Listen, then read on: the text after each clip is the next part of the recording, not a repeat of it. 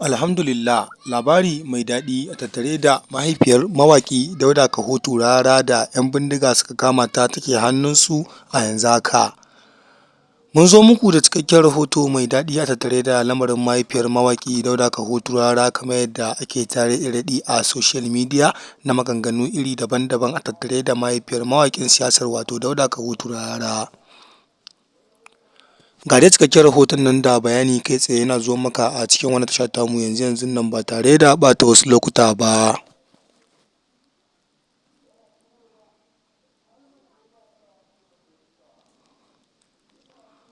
Assalamu alaikum mai sauraro. Barka da zuwa wannan tasha tamu mai suna Kano Hausa News TV da kuke yi a koda yaushe. Da Allah in dai wannan zuwan ka ne na farko ka daure ka dangwala mana subscribing kana ka danna mana alama ƙararrawa. Domin hakan shine zai baka damar samun cikakkun bidiyoyin mu daɗaɗa kuma zafafa a kan lokaci da zarar mun ɗora. Mun gode da kallon wannan tasha tamu mai suna Kano Hausa News TV da kuke yi a koda yaushe.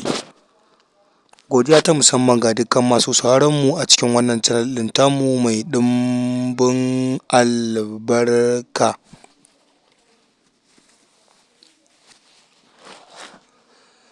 So mai sauraro ka karkaɗe kunnenka sannan ka gyara zama domin jin cikakken rahoto a tattare da mahaifiyar mawaƙin siyasa Dauda Kahutu Rarara.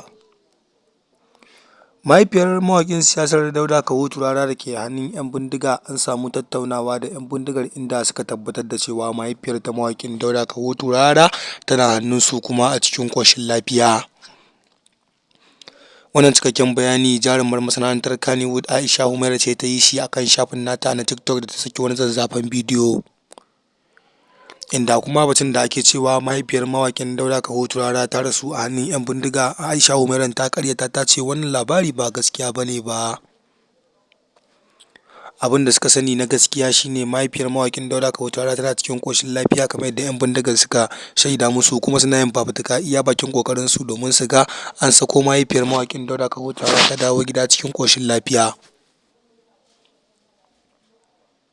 Aisha Humaira ta bayyana cewa wannan shine gaskiyar rahoto a tattare da lamarin amma babu wani ƙarin bayani a tattare da lamarin bayan wannan bayani da ta zo ta yi akan shafin nata na TikTok. Ta ce batun cewa kuma mahaifiyar mawaƙin Dauda Kahutu Rarara ta rasu wannan labari ne na ƙanzon kurege kuma ba labari ne na gaskiya ba. To mai sauraro menene ra'ayinka tattare da wannan rahoto da muka maka? Ya kamata a ce ka turo mana sakonka ta hanyar zuwa ƙasan bidiyon namu kai mana comment domin kuwa muna yin duba da sakonninku da kuka saba aiko mana a koda yaushe da zarar mun ɗora muku bidiyon mu babu kakkautawa. Ku ci gaba da ziyarta gami da bibiyar wannan channel ɗin tamu mai suna Hausa World News TV a wannan tasha tamu mai albarka. Mun gode sosai da sosai.